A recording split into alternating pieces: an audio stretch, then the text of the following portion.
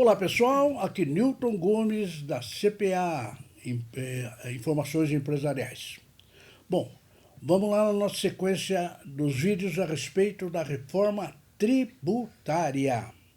Bem, nós estamos fazendo vários vídeos sobre diversos temas dessa reforma tributária, que é um assunto muito em voga, e nós verificamos que, já disse anteriormente, tem mais de 30 propostas atuais, e nós selecionamos algumas principais, aquelas que nos parece que têm condições de chegar lá, né?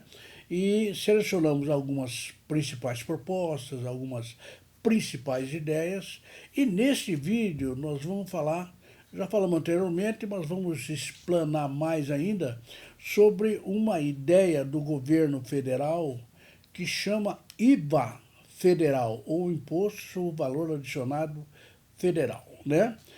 Na realidade, o que o governo está querendo é lançar uma espécie de um projeto de reforma tributária, e esse projeto de reforma tributária do governo federal teria três pontos, três caminhos. O primeiro caminho é o ITF, o Imposto de Transações Financeiras, algo meio parecido com a antiga CPMF. O segundo caminho seria o IVA federal, que nós vamos discutir nesse vídeo. E o terceiro, algumas mudanças no imposto de renda, que o presidente tem dito e o ministro da Economia tem dito a respeito disso. E então ele pretende fazer isso, é um pacote. Bom, a imprensa, hoje é uma sexta-feira, dia 26 de julho, a empresa está divulgando que esse pacote realmente vai ser anunciado, talvez neste final de semana, ou pelo menos até o dia 31 de agosto, que é a próxima quarta-feira. Então, tudo bem. Bom, então neste vídeo nós vamos conversar especificamente sobre o segundo caminho, que é a questão do IVA federal, ou Imposto Valor Agregado mais Federal, né? Aqui ao meu lado, a Julinha. Oi pessoal, hoje nesse vídeo a gente vai tratar um pouquinho sobre o IVA federal, como meu avô já disse. E o primeiro ponto que a gente pode falar sobre o IVA federal é a simplificação. Essa palavra move todos os projetos da reforma tributária. Duas razões que explicam essa preferência nacional. A primeira é a impossibilidade de se aumentar a carga tributária, e a segunda é a impossibilidade de se reduzir a carga tributária. Assim, na falta das melhores opções, resta-nos simplificar. Exatamente. Não dá para aumentar porque o brasileiro não aguenta mais pagar imposto. Não dá para reduzir porque a maioria dos cofres oficiais estão tudo falidos, né? Estão torrando. Então, como não dá para aumentar o que eles gostariam, né? Mas a gente não.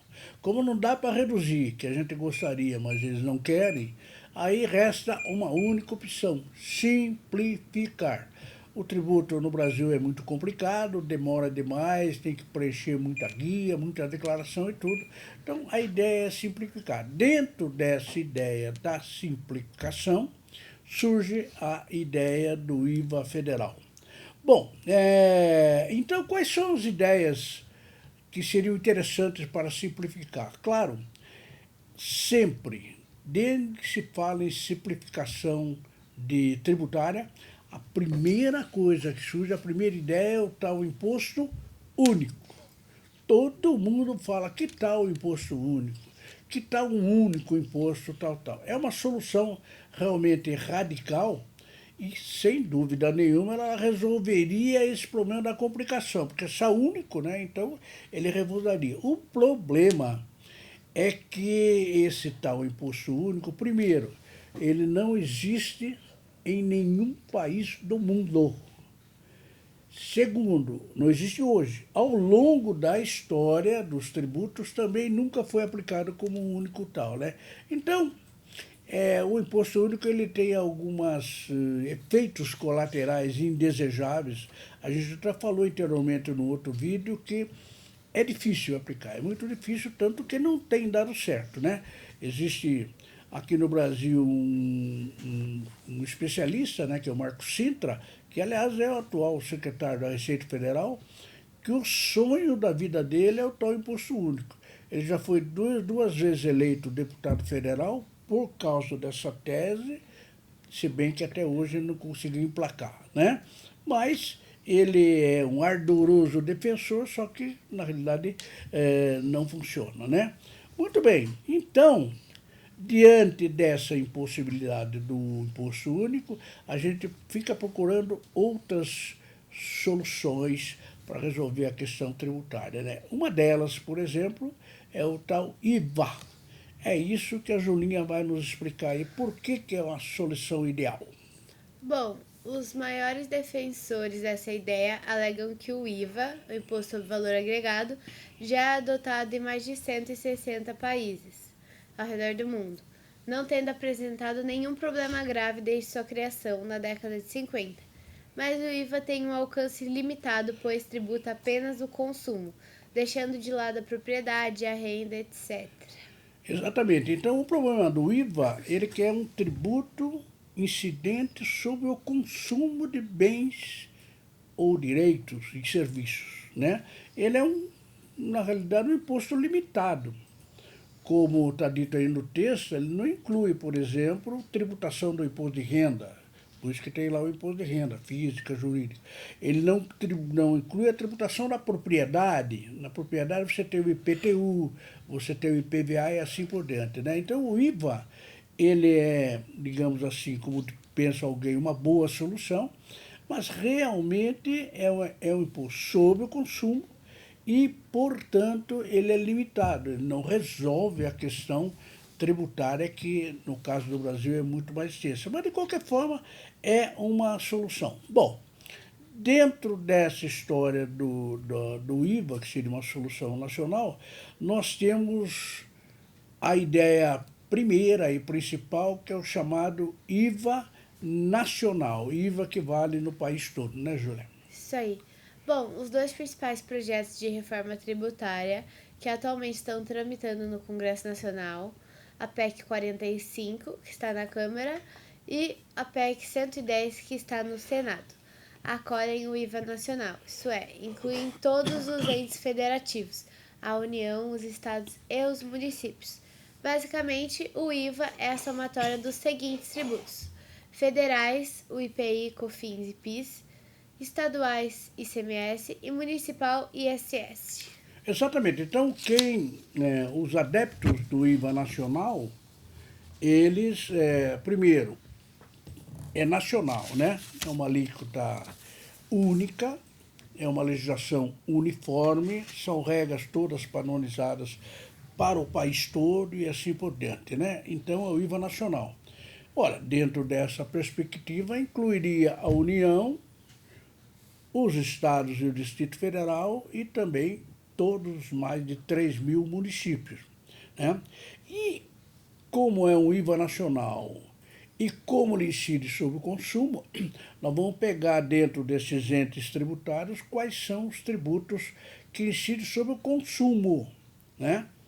Por exemplo, na União nós temos o IPI, que é sobre o consumo, a industrialização, nós temos o PIS e a COFINS, né? No Estado, nós temos talvez o imposto mais complicado de todos, que é o ICMS, que tem lá nos 27 estados, tal. E, além disso, nos municípios, nós temos o ISS. Então, são 5 tributos que incidem sobre o consumo e cuja responsabilidade, cuja competência, 3 da União, 1 do Estado e 1 do município. Junta tudo e a ideia é fazer um IVA nacional. Faz um controle só, tal. É realmente uma simplificação. Agora, como a Júlia falou, aí tem 2 projetos rodando lá, tramitando, um na Câmara, que é a PEC 45, que são esses 5 tributos. Depois nós temos a PEC 110, que está no Senado, que é também o IVA nacional, só que inclui lá alguma coisa sobre imposto de renda e TCMD, alguns penduricalhos lá, né? Mas, de qualquer forma, os dois têm digamos, esse perfil.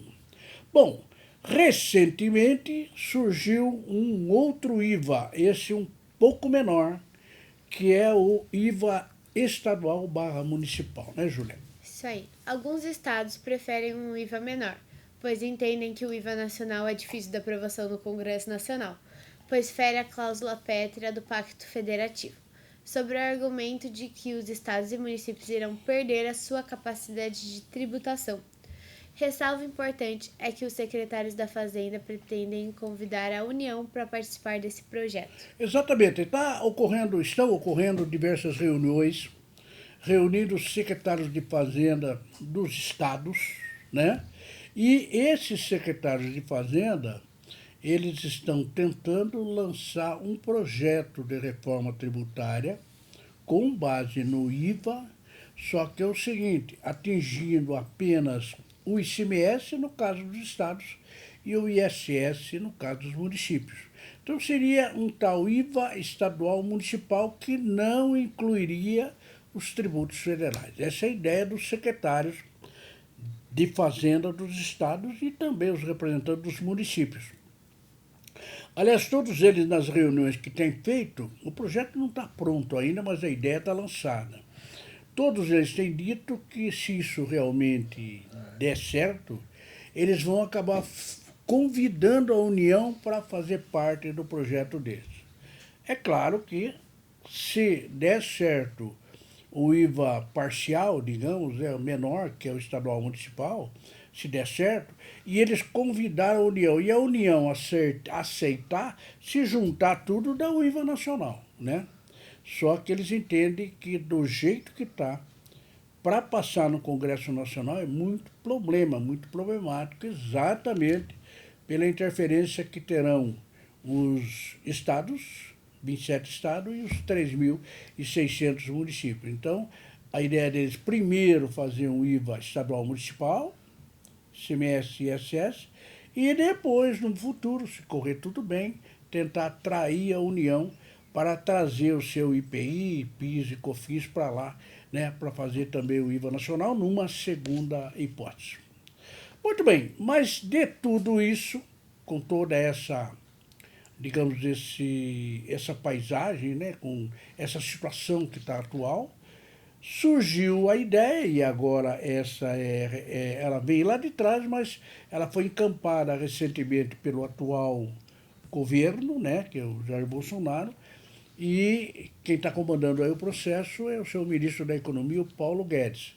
Então, é o seguinte, o que o governo Bolsonaro e o ministro Paulo Guedes da Economia querem fazer em relação ao tal IVA federal? Bom, as autoridades federais são cautelosas quanto à aprovação de um IVA nacional. Elas estão acenando com a possibilidade de se criar um IVA federal, que seria o resultado da fusão dos tributos federais, IPI, PIS, COFINS e o IOF. É claro que outros poderão entrar. Na semana passada, o ministro da Economia disse que o projeto do IVA federal já estava pronto e seria divulgado nessa semana, mas até o presente momento, agora são 3 horas dessa sexta-feira, isso não aconteceu. Parece que acabou ficando para a próxima semana.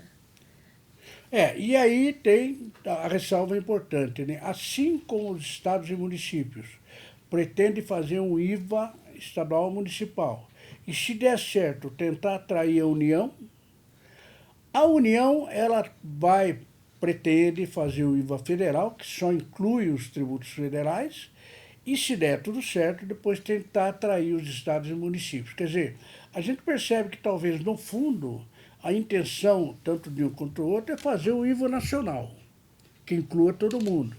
Só que tanto os governos estaduais e municipais quanto o governo federal, eles têm receio que não consigam vencer uma barreira política que está lá no Congresso, na Câmara e no Senado, porque essa barreira política ela vai acabar inviabilizando seja outro projeto. Então a ideia é fazer alguma coisa, uma lá, outra aqui, e depois tentar, em algum momento, não sei quanto isso poderia demorar, mas em algum momento colocar.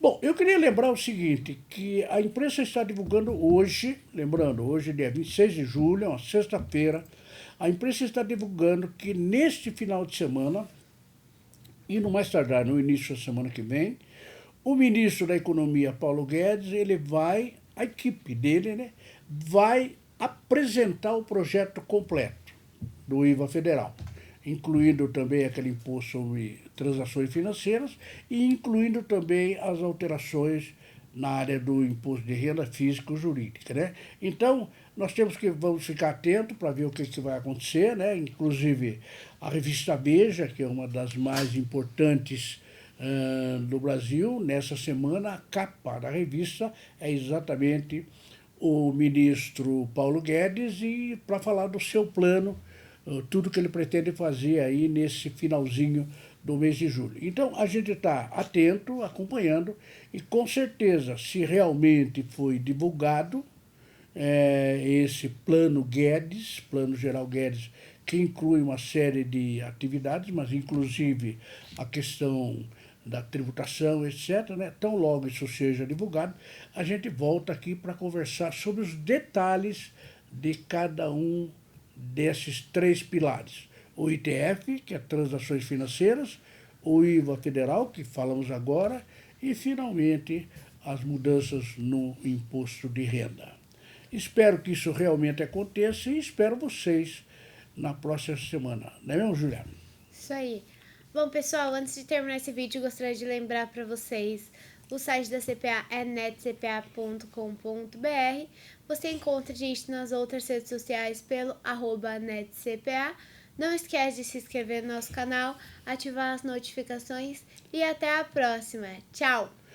Muito bem, eu não poderia encerrar para lembrar que, claro, nós estamos numa época em que a informação é cada dia mais importante. O volume de informação é muito grande em relação a essa questão tributária, empresarial e etc., né? E lembrar que a CPA está numa grande campanha de novas assinaturas. Nós temos um processo totalmente inovador no país, né? E então nós vendemos assinatura e os assinantes recebem essas informações. Então nós estamos em campanha de novos assinantes.